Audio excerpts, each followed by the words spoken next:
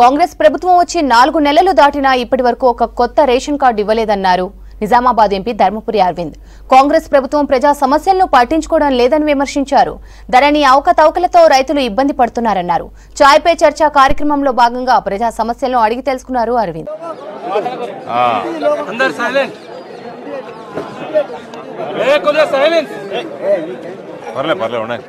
మైకులు ఉన్నాయి కదా. ఇప్పుడు మీడియా మిత్రులు మీరు అందరూ పొద్దుట నుంచి ఉన్నారు ఇక్కడ. ఎట్లయితే ఇవాళ మనం ఈ కార్యక్రమం మొదలు పెట్టుకున్నాము, మనదంతా మోడీ కుటుంబం.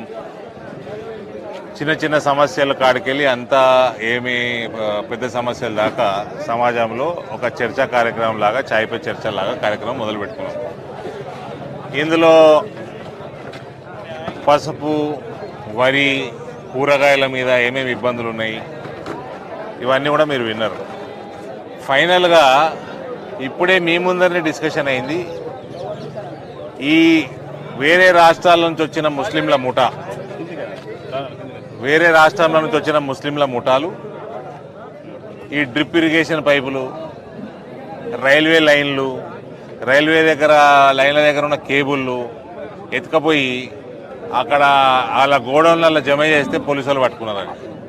సో ఇది కూడా విన్నారు.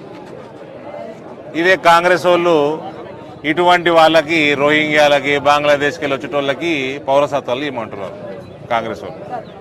అందులో మా కాంగ్రెస్ అభ్యర్థి గారు ఆయన కెప్టెన్ లాగా వ్యవహారం చేస్తున్నాడు. ఆ టీంకి తుకుడే గ్యాంగ్కి కెప్టెన్ లాగా వ్యవహారం చేస్తున్నాడు. సో మీరే విన్నారు కదండి, ఇప్పుడు ప్రజలు చెప్తుంటే మీరే విన్నారు కదా. అంటే ఇటువంటి అన్నీ కూడా ఓటు బ్యాంకు రాజకీయాలకి మన ఇళ్లలో అయితే దొంగతనాలు చేయించుకోలేం కదా, మన పొలాలలో. ఇవన్నీ అరికట్టాలా. స్ట్రిక్ట్గా సిఏఏ ఇంప్లిమెంట్ కావాలా, ఎన్ఆర్సీ ఇంప్లిమెంట్ కావాలా. ఉత్తమ్ కుమార్ రెడ్డి ఏమో మేము ఇక్కడ కానీయము అంటాడు. ఆయన రాజ్యాంగంలో ఉన్నది, పార్లమెంట్ పాస్ చేసిన బిల్లు ఇలా కానీయడం అంటాడు. ఇటువంటి దౌర్భాగ్య పరిస్థితుల్లో కాంగ్రెస్ ప్రభుత్వం ఉన్నది ఇక్కడ. అదే కాకుండా ఒక మంచి కార్యక్రమం ఇవాళ చేసినాము. చిన్న చిన్న సమస్యలు గ్రామాలలో, వ్యవసాయానికి సంబంధించి, ఇతర సమస్యలు, ధరణికి రెవెన్యూకి సంబంధించి ఇవన్నీ కూడా దృష్టికి తీసుకొస్తా ఉన్నారు. కాబట్టి చాలా మంచిగా జరిగింది కార్యక్రమం, సక్సెస్ఫుల్గా జరుగుతుంది. ఈ కార్యక్రమం ఇంకా